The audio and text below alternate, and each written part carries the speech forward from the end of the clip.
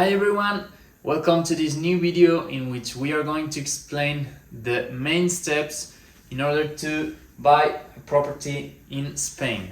Doesn't matter whether it's going to be a property to personal use or maybe to rental. The steps are the same. We are going to explain the 6 main steps of real estate transaction in Spain. Thank you so much for choosing us, for choosing this video in order to understand the process, about how many steps and how many things are to be done in order to pass from point A, in which you don't have a property in Spain, to point B, in which you have a fully complete transaction of real estate and you will be the owner of a Spanish property. We want to congratulate you for taking some time to watch this video and learn the steps. Maybe you're looking for a law firm which helps you within the whole transaction, or maybe you are looking for a real estate agency, or maybe you want to learn the process yourself to carry it out. It doesn't matter. Either way, thank you so much and congratulations for taking some time to learn about the process. We are SCI RealEstate and Law.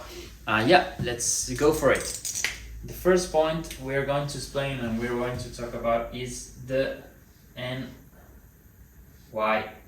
or NIE. Okay, NIE in Spanish means Número de Identificación de Extranjero, and it's a mandatory number to help in order to carry out any transaction in any real estate transaction in Spain for foreign investors. This is the number which will help you doing your transactions or your operations with the tax office. So it is mandatory to hold for every owner of a real estate property. If you purchase your property with a company, foreign company, it will not be a NIE but a NIF. Okay. In Spanish, NIF is Número de Identificación Fiscal, and it will be your tax number for your company. Okay. Yeah, that would be point 1. The second point is about the time frame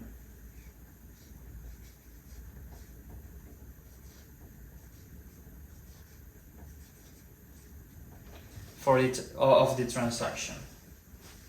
Time frame of the transaction. Okay.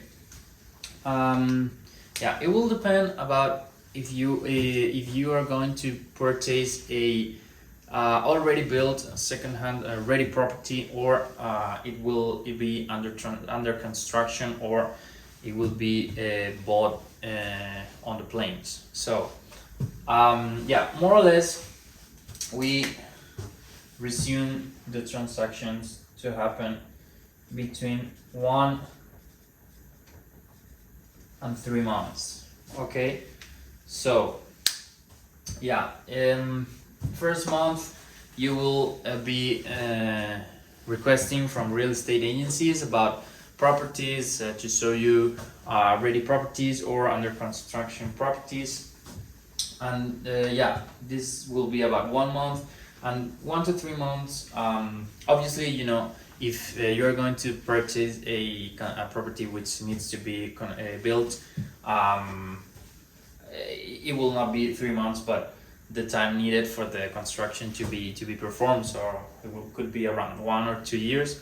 Okay, but 3 months would be the average time to spend for already built houses or properties, because first month will be to, you know, starting negotiation with the seller, choosing the right property to purchase, and yeah, we will explain therefore in these points which documents and the next steps, but it more or less will be 1 to 3 months. And the 3 point is related to it, because the 3 point we will talk about mortgages. So if you will need to request a mortgage with a bank, it will take more time, because the banks, Spanish banks, normally request a lot of information from clients to grant the mortgages. So yeah, let's go to third point, which is mortgage.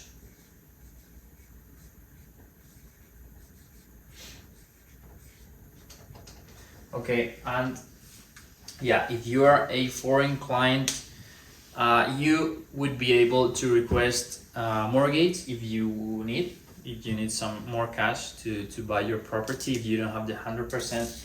And normally in Spain, Spanish banks normally used to lend up to 80% to nationals, to Spanish clients, and to foreign clients they normally lend up to 70% of the purchase price, whereas normally they lend between 50 and 60% of the purchase price. You know, this is the normal gap in which the banks move, granting or lending money to foreign clients. It will not be more than 70% normally, and it will not, if you need between 50 and 60%, you will not have problem. The bank, as explained before, will need to carry out a KYC process, which is know your client process, in which they will request a lot of information regarding your income, your personal situation, in order to prove that you will be able to repay the debt. So this process will delay the time a little bit, because you will need to carry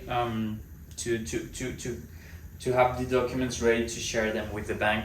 So that's why the operation could be delayed a little bit. Okay, but yeah, it will not be a problem if you have enough proof of documents for the comfort of the bank. So yeah, let's move to number 4. Okay, in number 4 we are going to explain the different kind of documents that are to be signed in a real estate transaction. So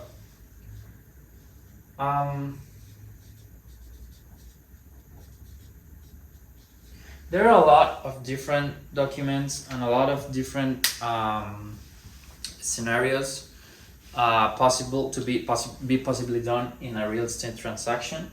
We are going to explain here the 4 main typical documents that are normally signed and executed in a real estate operation. So the first one would be the reserve document.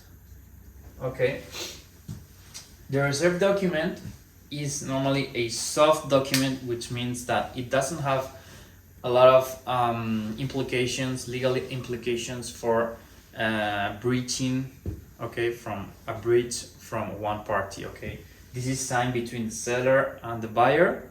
Okay, and it normally implies that the buyer will pay an amount of money to the seller in order to reserve the property for the seller not to sell to anyone different, okay, another different buyer. So this is the reserve document. The next document, and we will discuss a little bit, is the deposit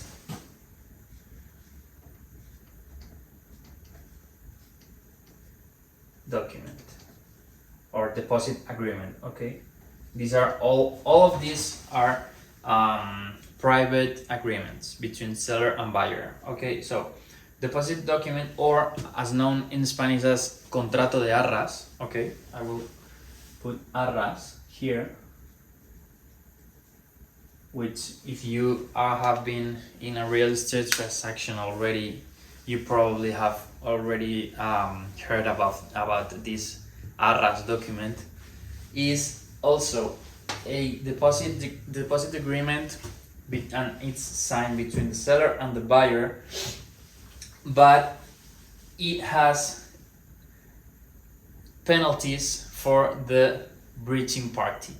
So Normally, the reserve document is present in transactions in which the property is under construction, and you may sign it with a promoter company. Okay? And the deposit agreement, or arras, normally will be present in transactions between individual parties, and in which the property is ready, is built second hand. Okay, so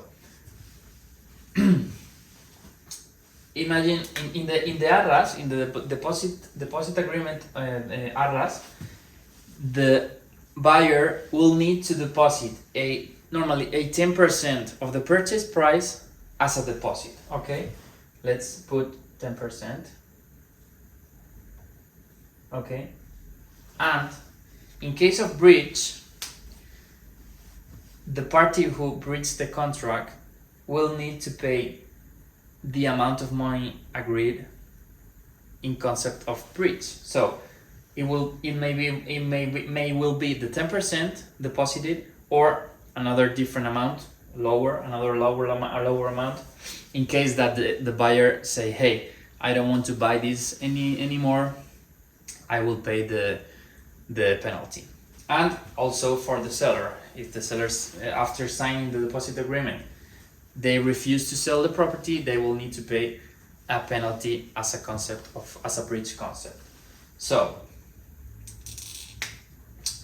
hope this has been not very confusing, and it's been useful to you. In case of doubts, you can contact us, and we will be more than happy to resolve all the doubts. The third agreement, and we will explain, is the private purchase agreement. Okay, private purchase agreement. Okay, this is also a private agreement signed between seller and buyer, and sometimes the deposit agreement and the private purchase agreement are mixed into only one agreement. So it would be a private purchase agreement with a deposit from the buyer. Okay, what is the private purchase agreement? The private purchase agreement is a fully legally agreement between the seller and the buyer, in which the property of the real estate unit is transferred. So from the execution of the private purchase agreement, the property will be transferred, but only between the parties that have signed the agreement, not against third parties. Okay, you may have been familiar. If you're not familiar with this, it's a legal Spanish concept, and for the transfer of the property to be efficient, to be valid against third parties, it will need to be registered in the land register, which is the next point that we are going to explain here. But from the execution of the private purchase agreement, the transfer of the property will be done. So it will be sold. The property will be sold from the execution of the private purchase agreement. And in connection with it, we will explain the four kinds of document that you will normally sign, which will be the purchase or sell and purchase deed. Okay, and this notary will be present in every real estate transaction in Spain. Why? Because the purchase deed is a document prepared by the notary, by a public notary, and it will have all the information regarding the real estate unit, which will be the location, the meters, with the limitations of the property, everything. So, and that will be researched and put into the document by the notary. So, why this document is important? Because this document will be your ownership title, and it will be registered in the land register. So every real estate transaction in Spain needs to be done before a notary through the purchase or sell deed, and this document will need to be registered in the land register. Why? in order to show against third parties that the ownership of the property has changed. Okay, so this is a very important document, a mandatory document that you will need to sign in every real estate transaction in Spain. Okay, so yeah, let's go to the next point now, which is the fees and expenses.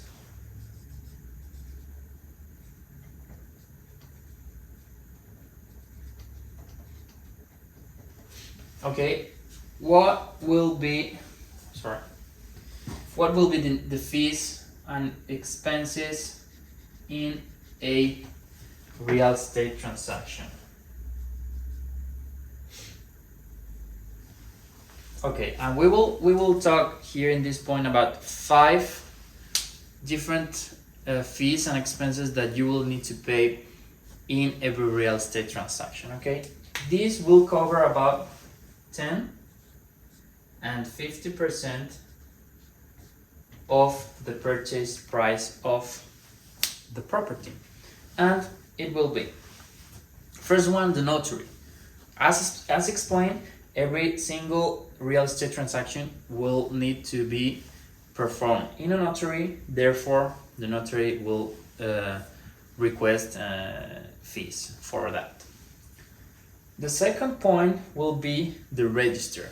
As every real estate transaction needs to be registered in the land register, the land register will cover fees for their job.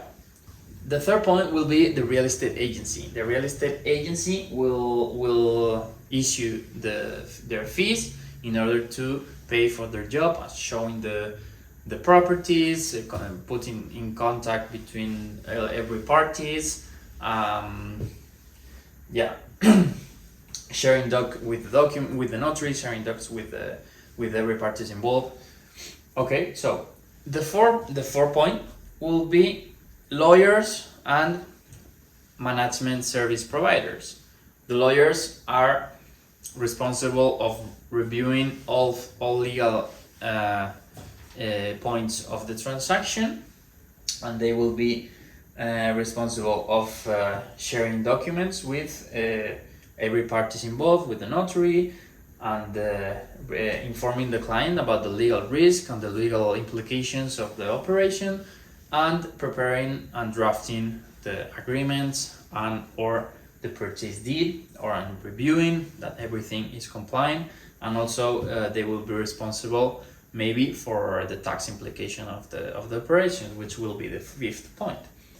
And the management services provider or corporate services provider will be responsible of registering the deed in the land register, or maybe having some taxes liquidated, and they will also have their fees for our job.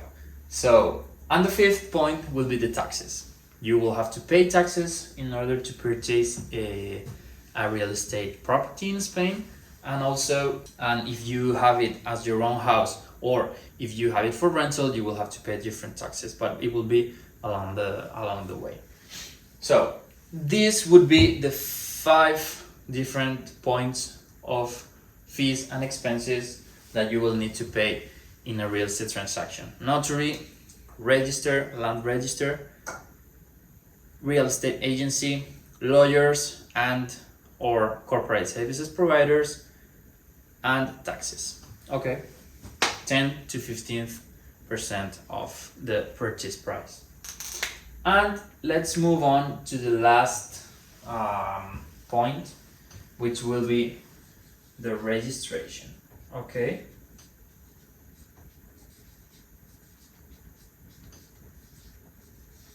the registration, as explained, we will need to register the new ownership of the property in the land register. So that it could take from 1 to 2 months. It will depend on the land register that in which the property is located, and it's not the same land registers of Madrid than land registers of another small town or village in Spain that will have less load of work. So it will depend of the land register, but it will normally take between 1 and 2 months. The purchase deed will need to be registered, and this will be this is mandatory for every real estate transaction, and it will show, once registered, it will show the new ownership of the property, and it is a public registration, and it will be the end of the transaction. However, we will be able to start living in the property from the signing of the purchase deed. Okay, normally either if you're purchasing a ready property, a second-hand property, or an under construction property, a new property, you will probably be given the keys in this point when you execute the purchase deed in the notary. That is the moment normally when the owner or the promoter company will give you the keys, and you will be able to enter and live in your house or rental from this moment, from the moment of the signing or of the purchase deed, not from the moment of the registration. Okay, you will have the full availability of your house from the signing of the purchase deed. And yeah, more or less this is the main steps of the process. It's a quite long process. Is there are a lot of parties involved, from getting the NIE, which is issued by the national police, from real estate agency, lawyers, the corporate service providers, the notary, the buyer, the seller. There are a lot of parties involved, and it's quite complex process, but you have to be case by case, because every single case has its single different steps. But this is more or less it. Thank you so much for taking time to watch this video. We are SCI Real Estate and Law. We're experts in real estate law, and if you have more doubts, do not hesitate to reach us out, and we will be more than happy to help you out with your real estate transaction in Spain. Thank you so much. My name is Alejandro Cayuela, and see you in the next one.